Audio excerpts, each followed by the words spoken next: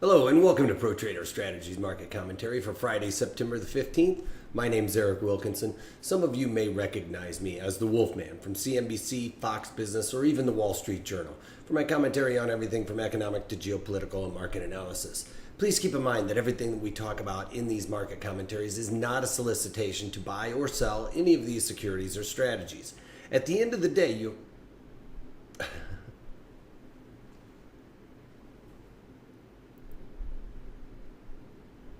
Hello and welcome to Pro Trader Strategies Market Commentary for Friday, September the 15th. My name's Eric Wilkinson. Some of you may recognize me as the Wolfman from CNBC, Fox Business, or even the Wall Street Journal for my commentary on everything from economic to geopolitical and market analysis.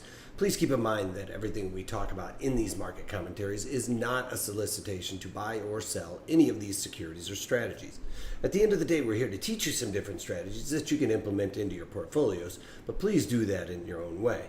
The reason why I can't give you a recommendation on a particular stock or strategy is because I don't know your risk parameters. I don't know what's in your portfolios, and therefore what I'm doing could be counterintuitive to what you are already doing. And having that out of the way, let's get this on. A little bit of market data here in the United States, not so much across the pond necessarily, but here in the United States we got core retail sales coming in at 0.2%, lower than the expected 0.5%. And they also revised last month's number down from 0.5 to 0.4. So both revision and the expected number coming in lower than previously thought. Same goes for retail sales coming in at negative 0.2% was expected to be a positive 0.1%. And again, they lowered last month's number down from 0.6% to 0.3%. So pretty dismal numbers. A lot of the mainstream media is trying to claim that that is due to the hurricanes. The revisions from last month downgrading isn't a reflection of the hurricanes. As a matter of fact, you would think in preparation those numbers might have been revised up in a sense, and preparation versus what's going on isn't necessarily reflected in these numbers due to hurricanes as far as I'm concerned. As a matter of fact, a lot of the retails were moving inventory from what I saw. Oh wait, no, that was looters. Just kidding. But at the end of the day, those numbers not looking too good. I think you're going to start seeing the retail sales numbers with transportation items going up.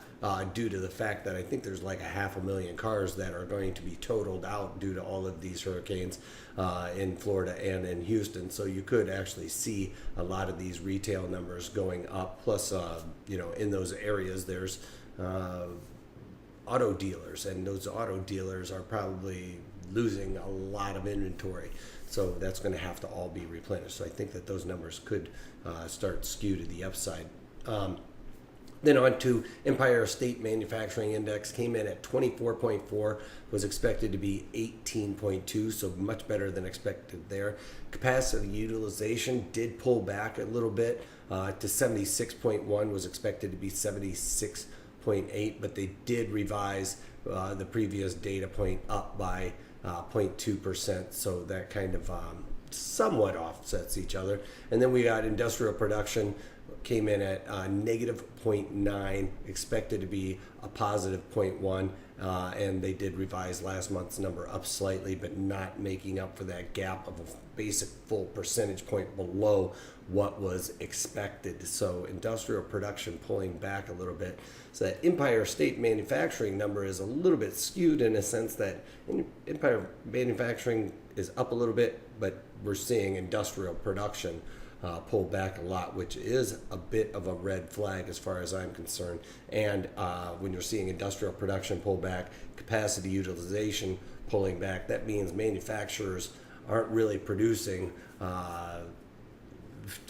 to what is expected for all intents and purposes, and it's kind of showing up in those retail sales numbers.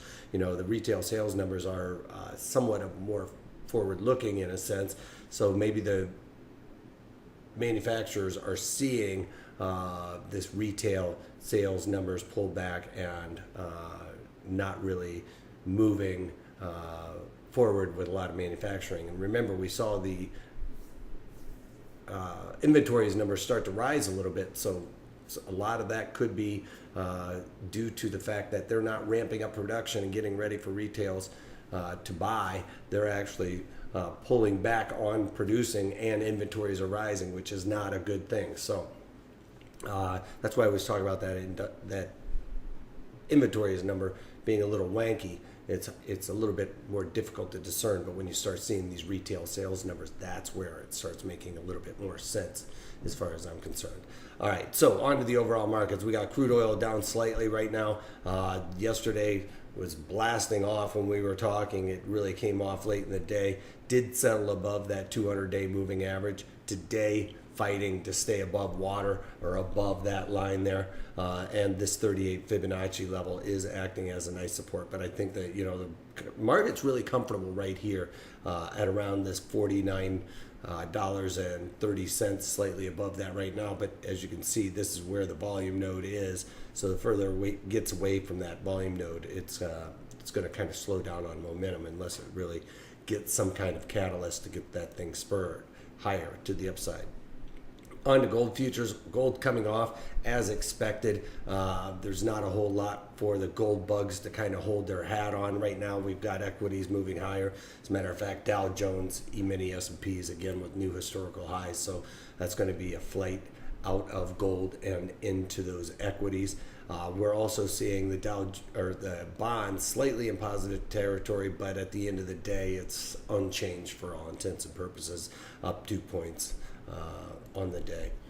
Then we got the Dow Joneses, what I was talking about, new historical high. You're going to see all this out on Twitter and everything else, but it is a new historical high and blasting above my number of $22,222.22. So my arbitrary number that I joked about yesterday in the daily market commentary was not really a resistance area or a area of a target of mine. It was just an arbitrary number to make fun of everybody calling out, like the Dow 20,000, stuff like that.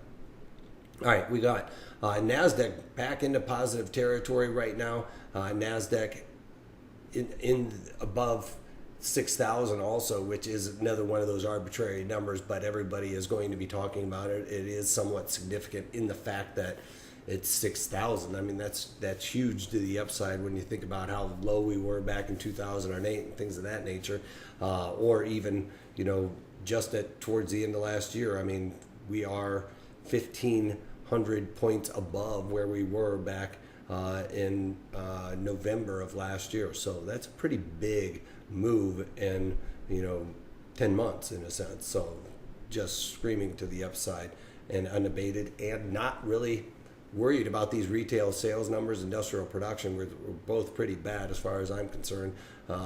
Those are kind of being discounted right now. So NASDAQ blasting higher right now and into the 6,000 area. We've got the E-mini S&Ps, hasn't touched that 25,000, but just slightly short of that today. As you can see, we came up just slightly shy of that 25,000, 2496.75. So that arbitrary number hasn't been hit yet. So that probably something that bulls and bears are going to kind of fight over, whether or not that is a significant number. If we look at the E-mini S&Ps on daily chart breakdown, 30-minute segment, every bar is a 30-minute bar in a sense. You can see here we're just slightly shy of that historical high by about 75 cents in a sense, trying to go up there and test it. It's probably as volume kind of slows down towards the end of the day, I could easily see us getting that tagged somewhat intraday today. So 25,000 on the marker. Anyway, with MGM Resorts, ticker symbol MGM, I talked about this yesterday trying to cover this trade. It was slightly less than the 50% of my max profit, but it happened so fast that I'm willing to accept slightly less than that 50% of my max profit on a trade like this, especially a low probability strategy like a long put spread or even a long call spread for that matter, especially when it happens you get that directional move. Came down and tested my area or at least very close to it. So I was able to get out for a nice profit, and that's what I did. So I was in the October, and I was long the 36 puts and then short the 31 puts. I originally paid $2.40, was able to get out for $3.50, and that was in my margin account. In my IRA, I paid a penny less than that. I think I paid $2.40 for that strategy in my IRA. Got a little bit better pricing, and then got out for $3.50, and just had those both in as a limit order and waited for them to get hit. So I got hit shortly after the daily market commentaries. There was a bit of a quick sell-off in there, and then a bounce. You can probably get out for that today, somewhere right around that $3.50, because it's kind of trading around the pricing that I got out yesterday. On to Lowe's. Trying to get out of this Lowe's trade, and I have this only in my IRA, and it is this September. I am short the 72.5 calls, and then long the 73.5 calls. Defined risk strategy, collected 31 cents for that, trying to get out for $1.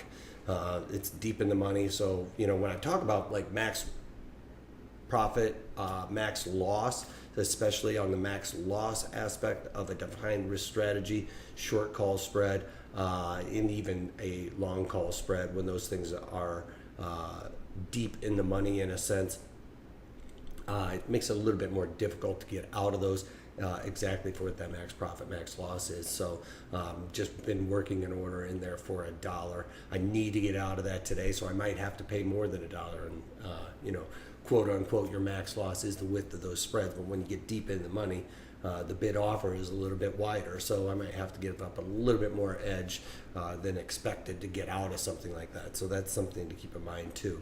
I thought about putting that order in as a GTC for a while, but I thought we might get a bit of a breakdown. But expectations that Lowe's, Home Depot are going to actually do pretty decent with all these hurricanes, because people are going to need to go in there and buy supplies. So those guys are pushing higher. All right.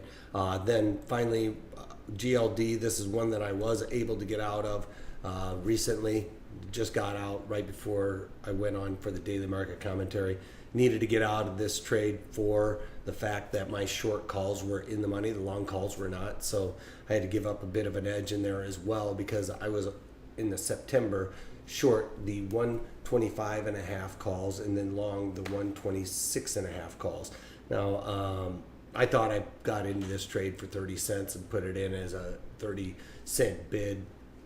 In hindsight, I realized that I sold that strategy for 25 cents and got out for 30. So a little bit of a loss there. If you remember in my margin account, because I was able to do naked strategies in there, I was way up at the 128 handle. So I short the September 128 calls, which is less risky, obviously, than this short call spread. I put them on at the same day just to really kind of prove a point that sometimes when you're looking at naked strategies, they aren't as risky as a defined risk strategy. And in this regard, lost money in my IRA, made money in that naked strategy. Yes, there is more risk to the upside and those eyes, but eyes of the people who write the rules. But when you have to put on a short call spread to meet those rules, sometimes it's just not quite as risky when you're naked, in a sense. All right, just because the probabilities are more in your favor by a huge margin, and almost twice, you get twice as good odds when you're doing those naked strategies for the same price.